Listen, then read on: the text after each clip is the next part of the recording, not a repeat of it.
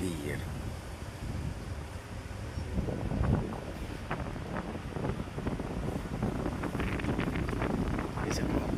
সমস্যা কি মানুষের কো বুঝেই কইস ঠিক আছে না নাকি ক কথা ক হ্যাঁ